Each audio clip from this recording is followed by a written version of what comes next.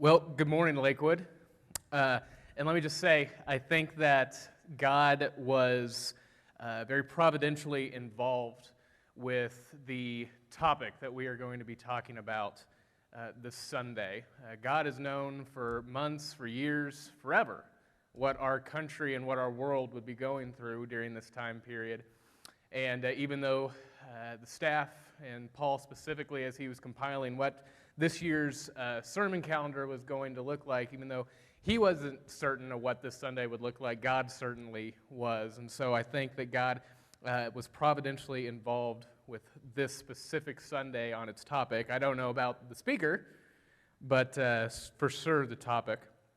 Before we get into the events that are happening to Israel and how we can relate to that, let me give a brief recap on the history of Israel that leads us up to that point. So Israel has been delivered from Egypt, and they are at the foot of the Jordan. Moses sends 12 spies, into the promised land. And 10 of the 12 come back and say, they're way too big, we're like grasshoppers. Compared to them, there's no way that we can take them. Unfortunately, the majority ruled out, and then God punished Israel by saying, for the next 40 years, because you didn't have faith in me to deliver you into the promised land, you are going to have to wander for the next 40 years in the desert, and this faithless generation will die off, and your children will be able to go into the promised land. And so 40 years later, once again, now Joshua is in charge, and Joshua sends 12 spies out, and all 12 come back and say, with the Lord's help, we can take the land. And throughout the book of Joshua, we see the walls of Jericho fall, and we see the subsequent cities throughout the land fall to Israelites' men. And so they are in the promised land, and they are content, but not for very long. And they start crying out for help. And so God sends them judges like Gideon or like Deborah or like Samson to help lead them during trying times, difficult times, uncertain times. And they're content, but not for very long. And so then they start badgering and pestering Samuel, God's prophet, God's chosen prophet during this point in time. And they start badgering and pestering God. We want a king. We need a king. Everyone else has a king. Why don't we have a king? And so God gives in and says, fine, you want a king, I'll give you a king. But it's not going to end well for you. And so the first king up to bat is King Saul. And he had all the qualifications needed to be a king of a country. He was brave, he was strong, he had a distinguished military career. He was the guy that you'd want at the helm. But even though he was qualified to be a king of a country, he was not qualified to be the king of God's country. And so God has uprooted him and puts in David, a young man who had his faults. We see clearly with Bathsheba some of David's faults. But when it's all said and done, he's referred to as a man after God's own heart. He had the qualifications to be the king of God's country. But David dies, and Solomon comes on board. And you talk about a young man that had such promise. At the beginning of his reign, God talks to Solomon and says, I will give you whatever you want. Whatever you ask for, I'm going to give it to you, and I'm just going to give that to you in abundance. And it wasn't money, it wasn't more power, it wasn't more land, it wasn't anything like that. It was wisdom. God, give me the knowledge, give me the wisdom as to how to run your people and how to run this country and how to do it right. And God said, I will give that to you in abundance, and because you didn't ask for money and wealth and land and power, I'm going to give that to you too. And so talk about just a really promising young man, but eventually his heart is led astray, and his heart is filled with lust, and it's filled with greed, and it's filled with pride. And Solomon eventually dies. And so then it comes to his son Rehoboam. Now, one thing you got to know about Solomon did struggle with pride. And he was a builder. When people saw Jerusalem, man, he wanted to knock their socks off. And as we see, when people in power, government, if that's what you want to call it, want to do something, the people typically foot the bill with taxes. And so the people of Israel, their taxes were just breaking their backs. And so some officials came to Rehoboam at the beginning of his reign and said, you have got to lighten the load on the people. You just got to. And so Rehoboam said, all right, come back in a couple days. I will give you my answer to this concern. And so Rehoboam goes to the elders of Israel, and they say, yeah, your officials are right. You've got to lessen the load. This is insane. And so Rehoboam takes their advice, and then he goes to his buddies. And his buddies say that, they disrespected you, your throne, your father. And so what you need to do is just make it all the more difficult. Increase the taxes even more. And so the officials come back to Rehoboam and they say, so what's your answer? And Rehoboam basically says, if you think my father was bad, wait until you get a load of me. And so having just completely had it, a man by the name of Jeroboam secedes from the 12 tribes of Israel, and actually 10 out of those 12 tribes follow Jeroboam. And they create what's called the northern kingdom of Israel, and the 2 tribes that stayed behind for Rehoboam, they made up the southern kingdom called Judah. And so the kingdom of Israel has now been split in 2, and this is the beginning of the end, because then we see kings like King Ahab come in, and Ahab himself is like the measuring stick of evil in the Old Testament, because it was under his reign that the worship of Baal and false gods went to a completely different level, to the point where child sacrifice wasn't only condoned, but it was normal.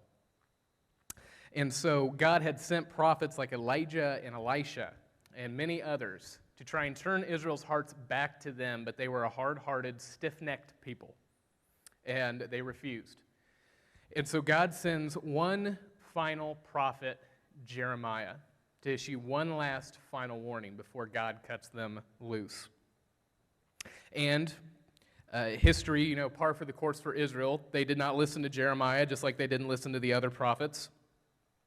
And so God cuts the kingdom of Judah. Israel's already been cut loose. The kingdom of Judah now is cut loose, and they're cut loose by King Nebuchadnezzar and his army coming and sacking the entire land of Judah.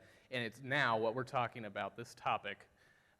We are seeing the last domino of Judah fall, and that is Jerusalem. I think we can identify with Jeremiah just a little bit right now. Jeremiah's life work was warning the people of Israel of God's coming wrath. And because of his faithful service, his gift, so to speak, was actually watching that wrath happen. He saw and witnessed the very thing that he was warning would happen because the people didn't change their hearts. And so Jeremiah has little to no control over what is going on in the city of Jerusalem right now.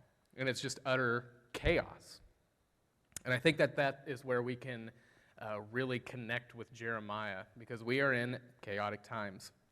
But as Jeremiah is witnessing all of the atrocities that are happening in the city of Jerusalem while it is being laid under siege, he writes the book of Lamentations.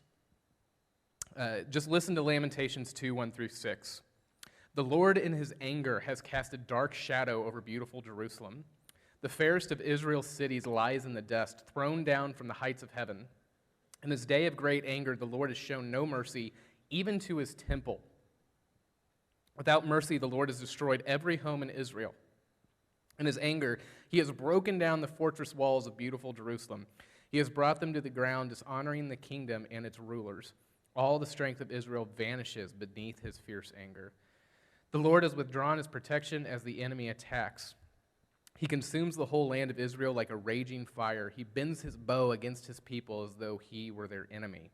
His strength is used against them to kill their finest youth. His fury is poured out like fire on beautiful Jerusalem. Yes, the Lord has vanquished Israel like an enemy. He has destroyed her palaces and demolished her fortresses. He has brought an ending sorrow and tears upon beautiful Jerusalem. He has broken down his temple as though it were merely a garden shelter. Wow. The Lord has blotted out all memory of the holy festivals and Sabbath days. Kings and priests fall together before his fierce anger. So the destruction was total, it was swift, and it was rough. And the ones that survived were then carted off to the different corners of the Babylonian Empire. So Jeremiah is witnessing this and writes the book of Lamentations. Now, the book of Lamentations actually wasn't always called the book of Lamentations. It was actually referred to in antiquity as it was referred to as the very first word in Hebrew, the very first word in the book, and that word is how. And the Hebrew word for how is ekah. And this isn't an inquisitive how. This isn't a how that's looking for an actual question. It's a how of outrage, and it's a how of being overwhelmed. Lamentations 1:1 is, how deserted lies the city, once so full of people. How like a widow is she who once was great among the nations. She who was queen among the provinces has now become a slave. How did this happen? How did this get so bad? Jeremiah, looking at the once great city now in ruins and people being shipped off to the different corners of the Babylonian Empire, has to ask the question that is being asked in our nation right now. Is there any reason for hope? Where is God's plan in this? What happened in Jerusalem that day was unprecedented.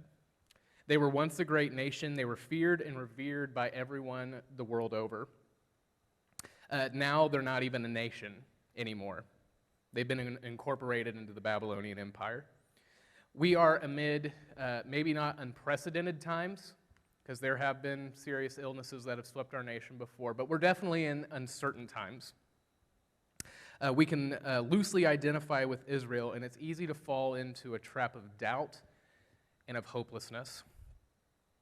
One of my professors at Ozark Christian College, his name's Chad Ragsdale, he said during one of my apologetics classes that doubt is uniquely human because we're given enough knowledge to know just how much we don't know, and that creates doubt. And doubt is something that's always before you. It's always in your way. It's a constant negative presence in your life. I had a dog that it wasn't given to me. It was forced onto me. I did not want this dog, but I ended up getting this dog. His name was Max. And Max was a nightmare. He was constantly tearing up my backyard anytime that I had to mow or do yard work or fix anything in the backyard. He was constantly nipping at my heels, getting in my way. This dog was constantly before me, frustrating me, keeping me really from doing just about anything that I needed to do. It's just a constant nagging presence, this horrific little dog. And that is what doubt does to us. It's constantly nipping at our heels, constantly getting in our way, and it feels like we can't escape it because this dog, just like doubt, is always barking at us and always interfering. And doubt is so much like that dog. It's just constantly in your way. The Israelite captives have to be asking, is there any reason for hope? Because looking around, seeing the destruction, there has to be doubt, and they have to be asking, is there any reason for hope? The Christian captives being ripped to shreds, literally, by the Roman Empire had to be asking, is there any reason for hope? The Christians in current-day China that are being forced underground because of their faith have to be asking, is there any reason for hope? And Christians in McAlester and throughout the United States have to be asking, is there any reason for hope? Because we're living in an increasingly hostile and now disease-ridden land. Is there any reason for hope? And so the answer to that question is a resounding yes. There are reasons for hope. One reason that we need to hope is because hope is the currency of the captive. Because what else do we really have? Certainly not toilet paper. Isaiah 40:31 says, "But those who trust in the Lord will find new strength. They will soar high on wings like eagles. They will run and not grow weary. They will walk and not grow faint." We are, by our nature, sometimes delusional creatures. We like to tell ourselves that we have more control than what we actually do, but it's weeks like this week that show us just how little control we actually have. And now, I'm not trying to be gloom and doom. I'm really not trying to be gloom and doom. Looking through the perspective of history, even though this coronavirus, even though it is a big deal, even though it is serious, needs to be taken serious, when something usually affects the entire world, it's much more detrimental than what we're facing now. This is not World War III. This is not the plague part 2. So it's important to keep things like this in, perspective. But it is easy to have doubt, and it is easy to feel hopeless because churches are shutting down, like obviously, schools, restaurants. We're definitely in uncertain times, and this can be scary stuff. And we've seen throughout, Facebook, Twitter, social media, that even our currency, our actual currency, it doesn't matter. This virus is an equal opportunity offender because there's tons of athletes, there's tons of actors that are much more, wealthy than what most of us could ever imagine. But they're still getting the coronavirus. Even our actual currency that so many of us put so much hope in, it doesn't matter. What else do we really have to trade in other than hope? Towards the end of my college career, I, as most of you know, worked at a drug rehab unit, and I was no longer working there, but I got a phone call one evening, and it was a student that was calling me from jail. And he was saying, Brett, I could really use you, man. I messed up, which means I broke my parole, and I just really need to see you. And so every other Sunday, I would run up from Joplin to St. Louis and see this young man. And the first Sunday that I saw him was just a completely defeated, completely lost young man. And I brought him a Bible and prayed over him. And his time to talk on the phone was limited, and so really didn't get to speak much to him until that next Sunday. But the next Sunday that I saw him, I was looking at a completely different young man. And his circumstances hadn't changed. His exit date for him to leave the prison hadn't changed. It was still a year away. The difference that was being made in this young man's life was now that he had hope. He now actually had hope for his future, and it was founded in the words of Scripture and founded in the story of Jesus. Hope can carry us through even when our circumstances try to stop us.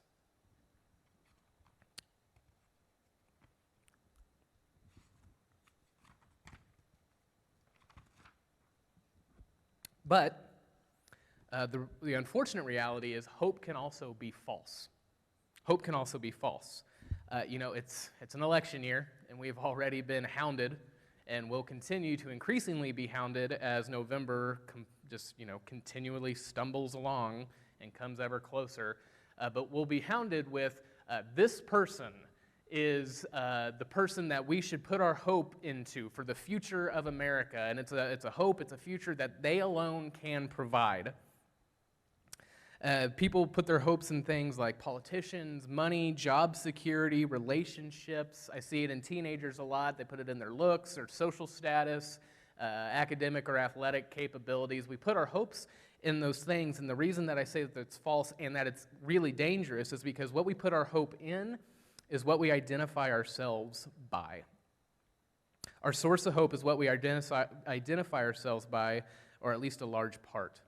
If I put my hope in money, I'm going to do whatever I can to make as much money as I possibly can, and all other things other than that money become subservient to that top priority.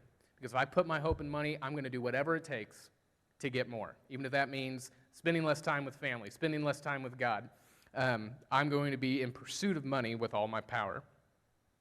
If I put my hope in my abilities, then I'm going to do absolutely everything in my power to make sure that I am the best at that particular ability or skill, and all other priorities are going to take a back seat.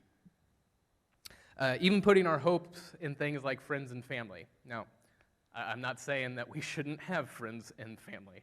They are invaluable. They're completely, they're one of the best things on earth that we can possibly have outside of a relationship with Jesus. They are the best thing that we could possibly have.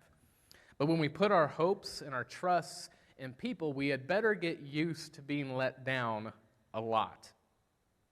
My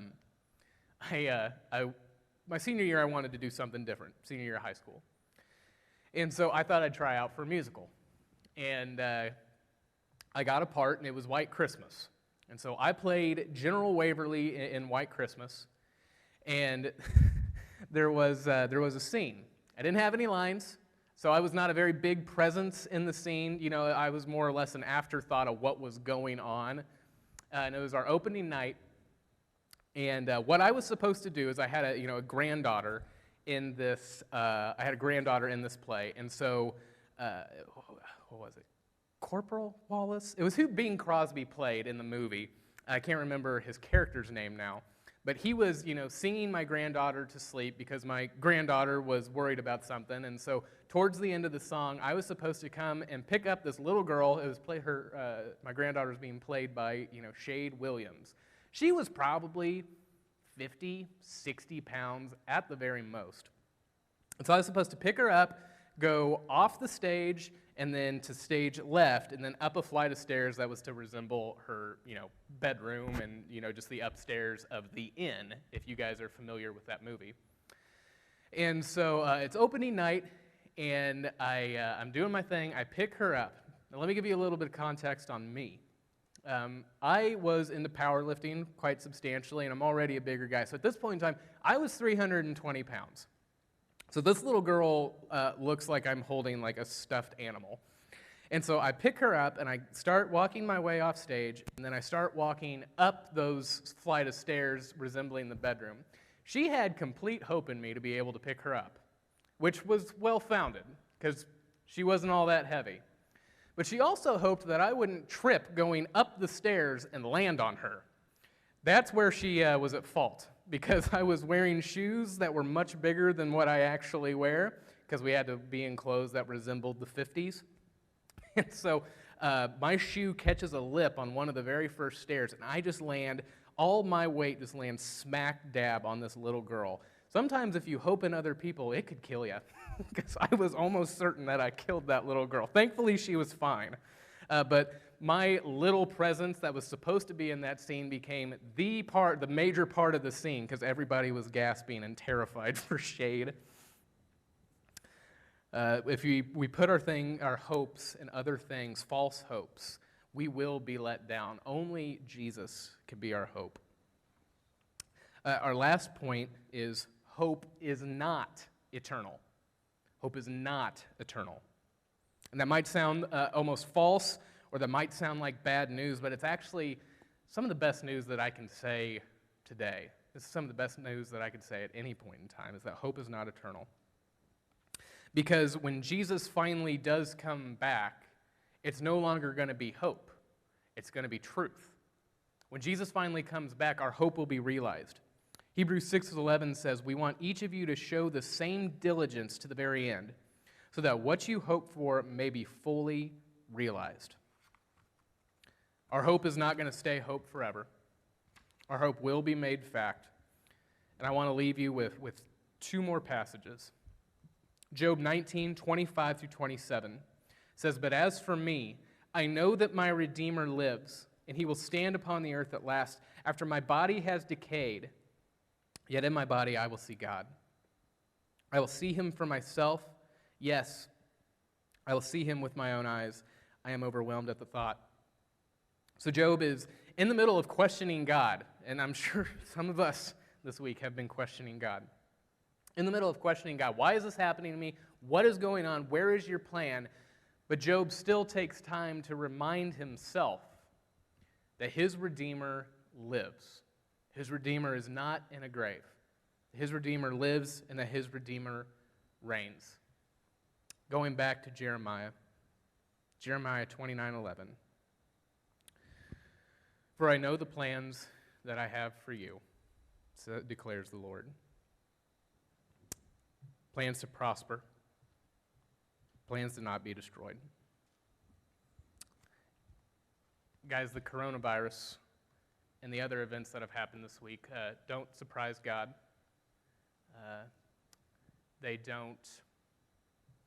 God was not shocked. And God doesn't say, oops, either. God knows what he's doing. And sometimes we just have to remind ourselves that God does have plans, even if we can't see him, and focus on the fact that our Redeemer lives. Let's pray. Dear Lord, it's difficult.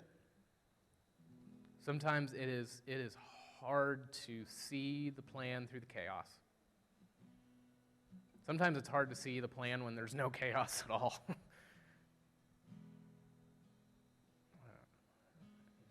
So God, I just ask that you put this hope and this peace that transcends all understanding in our hearts. Give us a spirit not of timidity, but of power. Help us to love you because you love us. Lord, we love you. It's in your name that I pray. Amen.